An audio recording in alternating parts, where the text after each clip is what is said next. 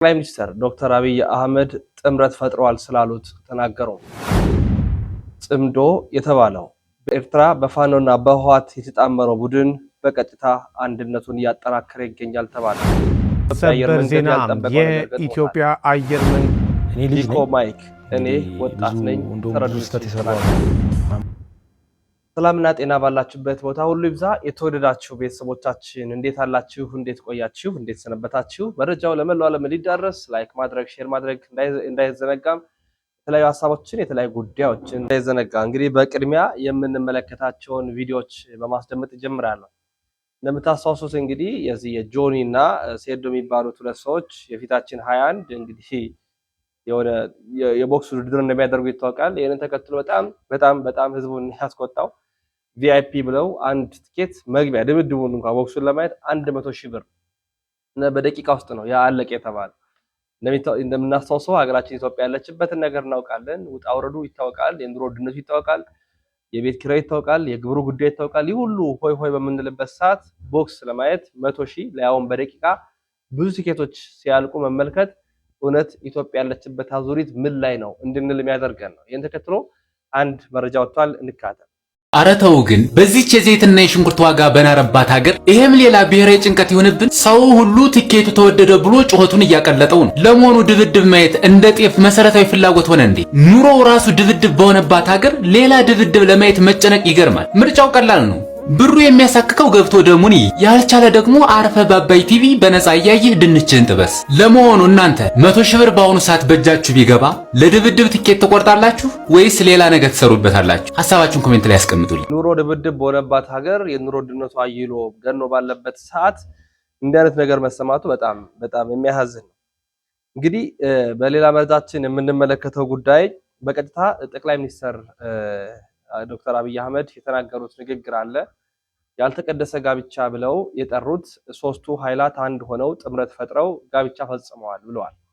ሶስቱ ብሎ የጠሯቸው በኤርትራ የሚገኘው በአማራ ክልል የሚገኘውና በትግራይ ክልል የሚገኘው ህወሓት ሶስቱ አንድ ላይ ተጣምረው ጋብቻ ፈጽመዋል። እውነትነት ስለሌላቸው ነው ይሄው ነው እውነት ያለን እኛ ነን በማለትም ጠቅላይ ሚኒስትር አብይ አህመድ በፋና ብሮድካስቲንግ በኦሮምኛው ክፍል ላይ ቀርበው የመናገራቸውን ነገር አውቀናል፣ ሰምተናል። ይሄን ተከትሎ እነዛ ሶስቱ ተብሎ የተጠቀሱት ማለትም በኤርትራ የሚገኘው በአማራ ክልል የሚገኘው ፋኖ እንዲሁም ደግሞ በትግራይ የሚገኘው ጽምዶ የሚባል ስለሆነ ታውቋል። የኢትዮጵያ መንግስት በጋራ ለመውጋት የተቀናጀ ነው ተብሎ የሚነገርለት ጽምዶ የሚባለው ጥምረትን በተመለከተ ከተለያዩ አቅጣጫዎች መረጃዎች ስለመውጣታቸው ዲደብሊው ወይም ዶቼ ቬሌ በዘገባው ይዞ ወጥቷል። እንደሚታወሰው እንግዲህ ሶስቱ ህብረት ፈጥረው ነው አንድ ላይ ሆነው ውጊያ ሊከፍቱ እየተቃረቡ እንደሆነ የተሰማው። ጽምዶ ላይም ደግሞ የተለያዩ ትችቶችና ውግዘቶችም እንዲሁም ሲቀርቡ እንደነበር ልናውቅ ችለናል። የተለያዩ የዓለም ክፍሎችም በዚህ ጉዳይ ላይ መረጃዎች እየሰጡ ይገኛሉ። ምናልባት አሁን ያለችው ኢትዮጵያ የፖለቲካ ርዕዮተ ዓለሟ እንደሚቀለበስም የሚታወቅ ሊሆን እንደሚችል ተነግሯል ማለት ነው። ጊዜ የሚፈታ ጉዳይ ነው። በቀጣይ እንመለከተዋል። ሌላው ወንድማችን ይርነቃሲም ተዘረፍኩኝ እድሉ ገጠመኝ ሲል ይናገራል። ንካታ ተዘረፍን፣ ያውም በሽጉጥ አስፈራርተው። እንዴት ናችሁ? ከ5 ቀናት ቆይታ በኋላ ተመልሰናል። የመጨረሻ ትሪፕ አይ ቲንክ ከጅማ መልስ ወልቂጤ ነበረ። ከዛ ወዳጅን ለመሸኘት አዳማ አካባቢ ጉዞ አደረኩኝ። ይህ እጅግ በጣም አስደንጋጭ ነገር ግን የትኛውም ሹፌር የሚያጋጥመው ኤክስፒሪየንስን ሼር አደረኩት ማለት ነው። ምንድነው የተፈጠረው? ከሃይዌይ ወጣን ወክፍያ ጣቢያ ወንጂ ማዞሪያን አለፍ እንዳላችሁ አሰላ መውጫ የሚባል አለ። አዳማ ቆርቆሮ ወይም ቀዮ ጋራጅ አካባቢ በግምትና ጎማ ለመስራት ኦልሞስት 1 ሰዓት ፈጀብን። መፍቻ ይፈታልኝ ነበር፣ ያዳልጥ ነበር። አብሮኝ ያለው ዳጄ ነበር የወይን ጋዜጠኛ ከሰዎች ጋር ደዋወለ ምናምን መፍቻ ጠበቀንና መግቢያ መንገዱን አላወቁትም። እነሱን ለማምጣት ዞር ባለ ታይም ላይ ነው እንግዲህ መኪና ውስጥ ነበርኩኝ። ፌስ ቱ ፌስ ከዚህ አደገኛ እና የሆቴ ትንሽ ለየት ያለ አጋጣሚ ጋር ገጠመኝ። ምክንያቱም ከተማ መሀል መሆኑ ፊችዝ ግራ ገብቶ ነበርና ፒስትል የያዘ ሰው ማስክ ካረገ ምናምን ትሰራለህ። ያው ንግግሩ በኦሮምኛ ነው። ምን ያርክ ነው ምናምን ማዋከም ምናምን ጎማ ተኝቶብኝ እንደሆነ ያውቃል። ጣት የመጣ ነው ትራሊ ዘረፋ እንደሆነ ገባኝ ምናምን እና አቀባበለብኝ ምናምን ከዛን ስልኮቼን ወሰደ። ያው ዞር እንድልለት ከአይኑ ትንሽ ቀማመስን። ዞር እንዳልኩለት ወደ ጓደኛዬ ወረደ ማለት ነው። ጓደኛዬ ደግሞ አገራማን ብሎ መፍቻ ምናምን ያመጡ ሰዎች አግኝቶ ሲመለስ ተገናኙና እሱንም ጀስት ርቀትህን ጠብቅ ነው የተባለው። እሱ ደግሞ ጋዜጠኛ እንደዚህ ማን ይረዳችኋል? እኔው የሱንም ስልክ ተቀበለው የኔ አይፎን 17 ፕሮ ማክስ ሳምሰንግ የሱ 14 ፕሮ ማክስ በቸርነቱ ጊዜ ሪስቶ እንደውም ህይወታችንን ሴፍ አድርጎታል። ገሎን ቢሄድ ማን ያለ ይባላል። በጣም ያስጠላው ግን ሃይዌይ ላይ ምንም ነገር ቢያጋጥማችሁ እንዳትቆሙ። የተረዳሁት ኤክስፒሪየንስ ያደረኩት ነገር እሱን ነው።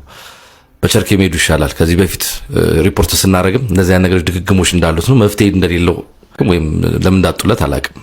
በጣም ያሳዘነው ደግሞ ምንድነው በሰዓቱ የቀረባችሁ ቦታ ነው ቃል የምትሰጡት። ይሄ ቦታ አይመለከተንም፣ ይሄ ቦታ አይመለከተንም ምናምን በማታ እንደዛ ተንገላታችሁ ትንሽ ያ ነገር ቅር ይላል። ግን ደንበላ የሚገኙ የፖሊስ አባላት በንጋታው ነው ሄደን አመልክተን የሚመለከተው ቦታ ላይ ላይሆን ይችላል ቼክ እናደርጋለን፣ ግን ቃላችሁን እንቀበል። አቴኒ ታይምቲ ስልካችሁ ትሬስ ተደርጎ የሚገኝ ከሆነ የወንጀል ስለተበራከተም እዛ ቦታ ላይ ሰው ስለተገደለና በቁጥጥር ስለዋለ የእናንተ ጊዜ ያስፈልገናል ብለው ነው በጣም በሚገርም እንክብካቤ ያስተናገዱን ደንበላ ፖሊስ ጣቢያ አዳማ። መቻችሁ ግን ዘመኑ ከፋ። ሁሉም በየራሱ ያውም መሀል ከተማ ያዋጣኛል ባለው መንገድ እየዘረፈ ነው። እንግዲህ እኛም ህይወታችን ተርፏል። አይ ቲንክ ሃይዌይ ላይ ለምትቆሙ ሰዎች ትመክራችሁ የምችለው ምክር ይህንን ነው። ሹፌር ከሚያዩት እንግልት አንዱን በማየት ደግሞ እድለኛ ነኝ ማለት ብዙ ጊዜ ሳናየው ነበር ምንጮ አይቼው ደግሞ ቤት ተርፌ ከ5 ቀናት በኋላ ከእናንተ ቤተሰቦቼ ጋር ተገኝቻለሁ። የምቀርጽበት ስልክ የጓደኛዬ ነው። እኔ ቲክቶክ ተለውጦ ነው የጠበቀኝ። ይህም የሚኖር ህይወት ነው። በድጋሚ እንመጣለን። ሰላም። እንግዲህ በተደጋጋሚ ነው ስለ ሹፌሮች የሚሰራው ወንድማችን ነው ይርነቃሲም በስተመጨረሻ ግን ሽጉጥ አስፈራርተው ደቅነውበት እሱንም ዘርፈውታል። ተዘረፍን ያውም ሽጉጥ ደቅነውብን ሲል ነው የተናገረው ገና ሲጀምር ማለት። በጣም እገታው፣ መፈናቀሉ፣ መከራው፣ ስደት፣ ችግሩ ኢትዮጵያ ሌላ ዓለም ሆናለች። በጣም አስፈሪ ሀገር ሆናለችና ይሄን የተናገረው። በቀጣይ ወንድማችን ኒኮ ማይክ የተናገረው ወጣት ነኝ ይቅር በሉኝ ይላል። እኔ ልጅ ነኝ እንግዲህ እንደውም ብዙ ስህተት የሰሩ አሉ 50 60 ዓመት ከኛን መምከር የሚችሉ እነሱ እንኳን የሰሩ ስራ ገኖ በማይበት ዓለም ባላየውበት ዓለም ያንዲት ወርድ ተቆርጠ ወጣችሁ ስቲል ነው። ግን አሁን ማወቅ ፈልገው በዝርዝር እንደው ምንድነው ያደረኩት ብሎ የሚጠይቅ ሰው ምንድነው ሲል ማይኮ ምንድነው የተደረገው? በቃ ስለተወራብኝ ብቻ ቀርበህ አልሰማኝ አላወከኝ ብቻ ነገር መረበሽ የለባትም ገባ። ስለዚህ ደግሞ በዛው ልክ ሁሉም ሰው እንደዛ ሆነ ማለት አይደለም። በጣም ብዙ ወዳጅ አለ በዛው ልክ በጣም ብዙ አለና ግን ሁሉንም ነው ወዳጅ ማድረግ ፈልገው። ኢየሱስ ክርስቶስ ለመሰለ ዓለምን የወረሰው ትልቁ ቴክኒክ ስለወደደን ብቻ እኮ ይሄ መውደድ ሁሉንም ያስወርሳል እንጂ አሁን ኢየሱስ ክርስቶስ ቢጠላል እንደዛ የተሰቀለ የተንገላታ አልጠላም የሚያረጉት ያቁምና ይቅር በላቸው ሊያፈቀረ ነው። ስለዚህ እኔ በእግዚአብሔር ፍቅር ሙሉ ህዝቤን ወዳለሁ አከብራለሁ። ፍቅር ደግሞ አሸንፋል። አንድ ፍርድ ቤት ታቆናለኝ ጨዋታ ጨለማና ብርሃንን ጠራቸው አለ ዳኛው። ከዛ ጠበቃ ጠራቸው። አዎ ጠርቻለሁ አለ። ታዲያ ታለ ጨለማው አለው። ምክንያቱም ብርሃን ላይ ጨለማ ታያለ ሁለቱም ግን አለው። ስለዚህ በእግዚአብሔር ፍቅር ያው እኔ ወዳለሁ ጥላቻን አናውቅም። ስለዚህ ያደረግናቸው ነገሮች ሳይድ ኦፍ ቪው እኔ ድሪም አለኝ። እቺን ደግሞ ሐምሌ 1 ምናምን ብለን ተቀስና ቃል ፐርፐዝ ግን ያረኳት ምክንያቱም የሆነ ዘመን ላይ ደግሞ እንደማጣቀሻ ስለማውጣት ማለት ነው። ማነው ሐምሌ 29 ተብላ የወጣው የጻፈው እና የኔ ህይወት እንደ ምንድነው እንደ ባዮግራፊ የሆነ ስኬል ላይ ሲደርስ አንዳንዴ መጽሐፍ ሰው ይሸጣል። ቆሎ ሽጬ ነው ሲል ነው እሺ እዚህ ደረስኩት ትገዛዋለህ። የኔ የሚሸጥ ህይወት አለኝ ለዓለም። ምክንያቱም ይሄ ሁሉ ፕሮሰስ ይሄ ሁሉ ትግሌ ምናምን የሆነ ነገር እንደሚያደርሰኝ አምናለሁ እና ያ ኢነርጂ ነው የሚያስኩዘኝ እና ከሚያደርግ ልጅ ጋር ባይጣሉኝ አዳጊ ነን። ብዙ መስራት እንፈልጋለን። አሁን ደግሞ ጠንካራ ሰዎች ይፈልጋሉ። ይሄን ካወቁ በኋላ አንዳንዴ አልቀስ ይላል። ያው ሙሽን እንቆጣጠራለን ያለ ነው እንጂ ቴንክ ዩ በጣም ካልተቀመጠ ትውልድ ተቻ አልተቸ ሀበሻን ተቻ አልተቸ በሚል ይታወቃል ያን ሰሞን ማለት ነው። አሁን ግን ወደ ራሱ ተመልሶ ወደ ልቦና ተመልሶ ይቅርታ ጠይቋል። በፌስቡክ ገጹ ጽፏል። አሁን እየቀረበ በየሚዲያው ይቅርታ እየጠየቀ ነው። ኮመንቱን ገብታችሁ ስታዩት አሁንም ምን ረሳልህ መሰለ የሚል ነው። ያ ንግግር ብዙሃኑን አሳምሟል። የብዙሃኑ ልብ ውስጥ ሰርጾ ገብቷል እና አሁን ከይቅርታ በላይ ምንም ባይኖርም የሚናገረው ቢያወራ ምንም ቢል ይቅርታ እንግዲህ የሻረው አይደለም። የብዙሃኑ ሐሳብ እንደዛ ነው፣ ግን ደጋግሞ ይቅርታ እየጠየቀ ይገኛል። ሰበር ዜና የኢትዮጵያ አየር መንገድ በከባድ አጣብቅኝ ውስጥ እንደሚገኝ ተሰማ። ወደ ትግራይ ክልል በረራዎችን ለማቋረጥ እንደሚገደድ የዛሀበሻ ምንጮች ገልጸዋል። ዝርዝሩን እስከ መጨረሻው ተከታተሉት። የትግራይ ክልል ዳግም ወደ ለየለት ወታደራዊና ጂኦፖለቲካዊ ውጥረት ማምራቱን ተከትሎም የኢትዮጵያ ሲቪል አቪዬሽን እና የሀገሪቱ ኩራት የሆነው የኢትዮጵያ አየር መንገድ እጅግ ፈታኝ በሆነም የደህንነት አጣብቂኝ ውስጥ ወድቀዋል። ከቅርብ ቀናት ወዲህ የሱዳንና የኤርትራ ታርጋ የለጠፉ ወታደራዊ ተሽከርካሪዎች፣ ከባድ የጦር መሳሪያዎችና የተለያዩ ታጣቂ ኃይሎች ከህወሓት ጋር በማበር እስከ መቀሌና አላማጣ ድረስ መሰማታቸውን የደረሱን የመረጃ ምንጮች ያመለክታሉ።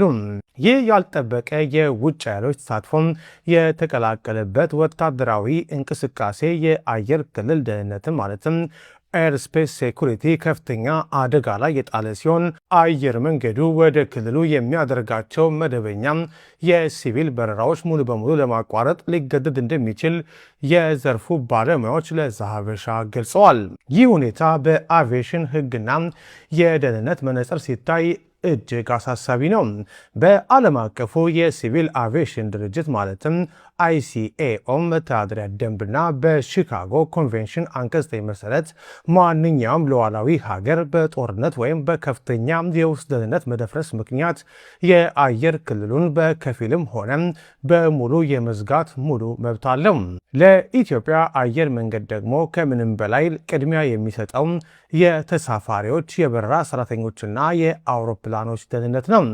በዘመናዊ የጸረ አውሮፕላን ሚሳኤሎችና የከባድ የጦር መሳሪያዎች የታጠቁ ኃይሎች መሬት ላይ መኖራቸው በማረፍና በመነሳት ሂደት ማለትም በዝቅተኛ ከፍታ ላይ ለሚበሩ የሲቪል አውሮፕላኖች ቀጥተኛ ስጋት ነው።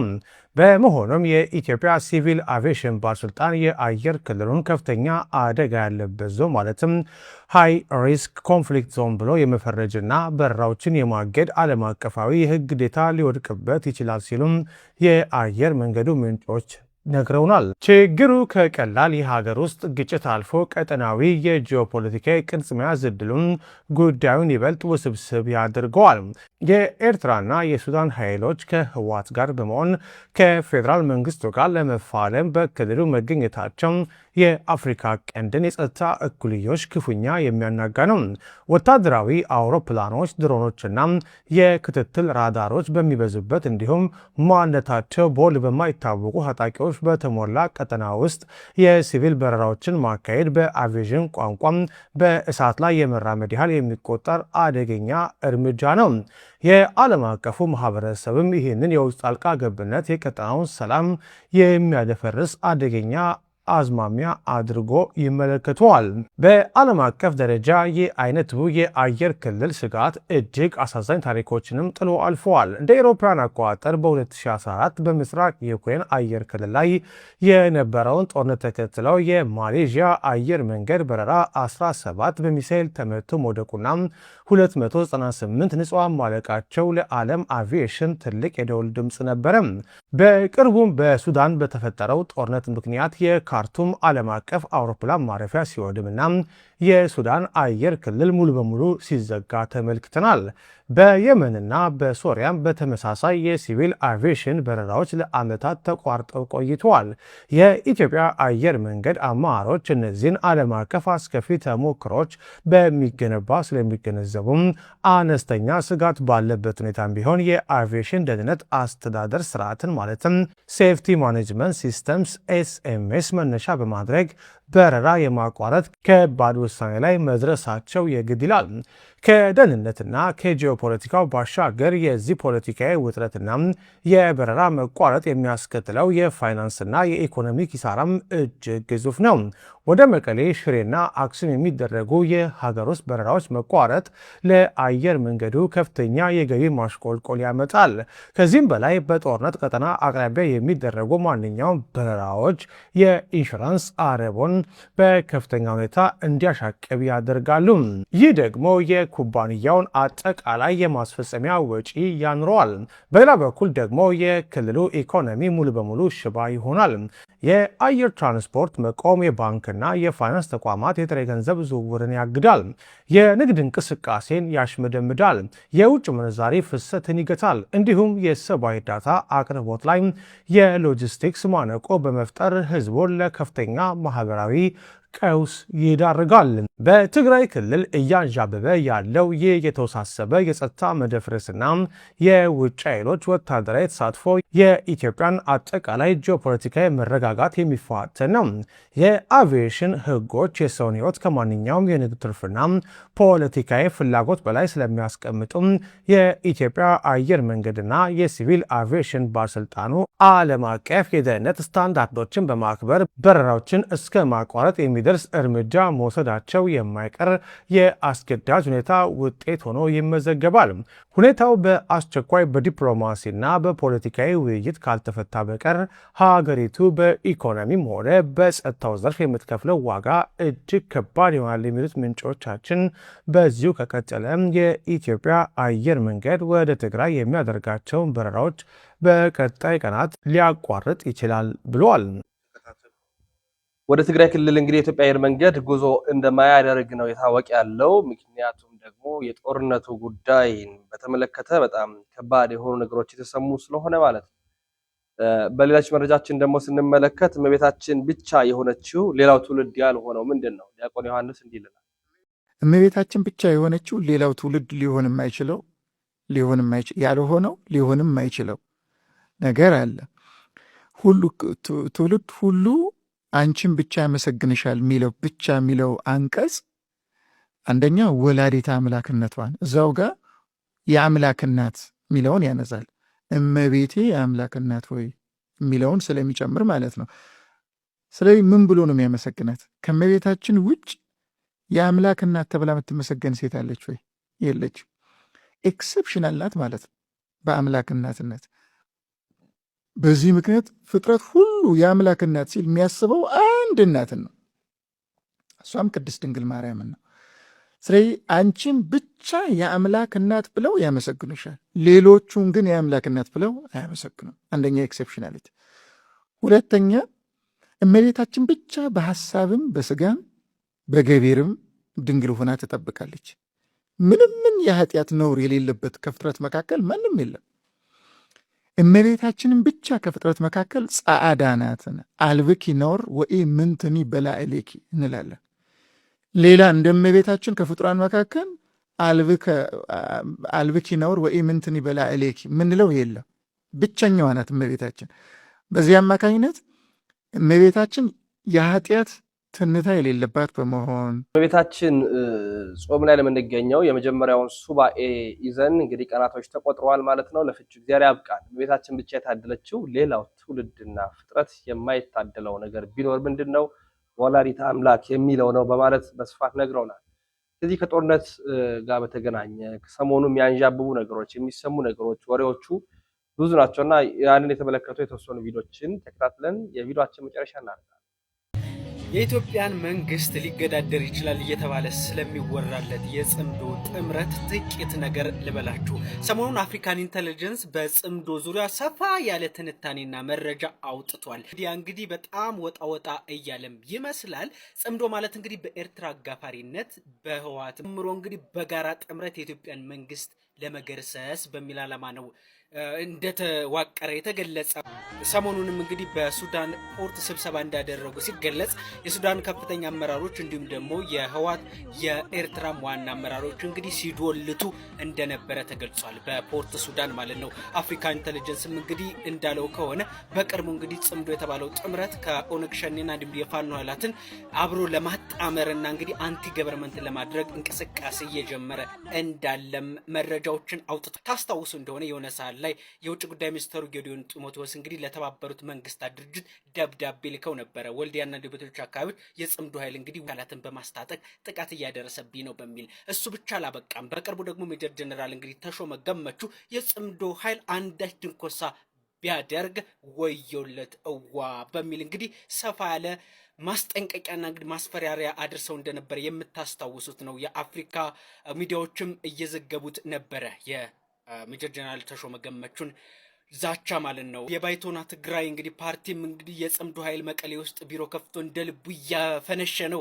በሚል እንግዲህ መረጃም ቃለ መጠይቅ ሰጠው እንደነበር የምታስታውሱት ነው። በዚህኛው ቃለ መጠይቅ እንደምታውቀው ህወሓትና ኤርትራ እንግዲህ በሰሜኑ ጦርነት ጊዜ በተቃራኒ የሆኑ ጠላት ሆነው እንግዲህ ተዋግተው ነበረ።